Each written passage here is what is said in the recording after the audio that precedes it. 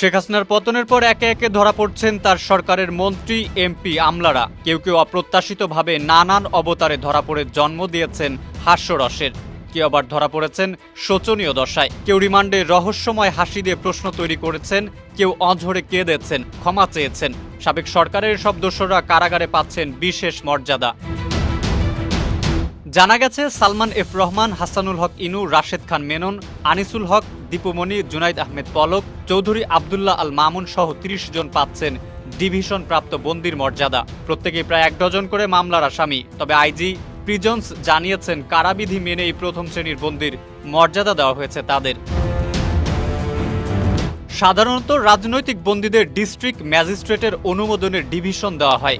Division বন্দী ও সাধারণ বন্দীদের পার্থক্যের মধ্যে অন্যতম হচ্ছে ডিভিশন বন্দীদের জন্য রয়েছে আলাদা বিল্ডিং এবং সেল। ডিভিশন প্রাপ্ত বন্দীদের কামরায় রয়েছে একটি খাট, চেয়ার, টেবিল এবং একজন করে সেবক। এছাড়াও পরিবার ও স্বজনদের দেওয়া ফ্রিজ ব্যবহার এবং টেলিভিশন রাখার সুবিধা মিলবে কারাবিধি অনুযায়ী। কেউ না বুঝলেও আমরা আপনার প্রয়োজন বুঝি, আর তাই তো অত্যাধুনিক ফিচার সম্বলিত বিভিন্ন সাইজ আর কালারের 250-টিরও বেশি ডিজাইন অপশন নিয়ে ওয়ালটন স্মার্ট ফ্রিজ বোঝে আপনার প্রয়োজন। রোজ তারা 2টি করে জাতীয় দৈনিক পত্রিকা পেয়ে থাকেন কারা কর্তৃপক্ষ থেকে। নিজের সেলের চারপাশে পায়চারি করার সুযোগও রয়েছে ডিভিশন প্রাপ্ত বন্দীদের। খাবারের ক্ষেত্রে ডিভিশন প্রাপ্ত বন্দীরা আমিষ জাতীয় খাবারের পরিমাণে বেশি পেয়ে থাকেন।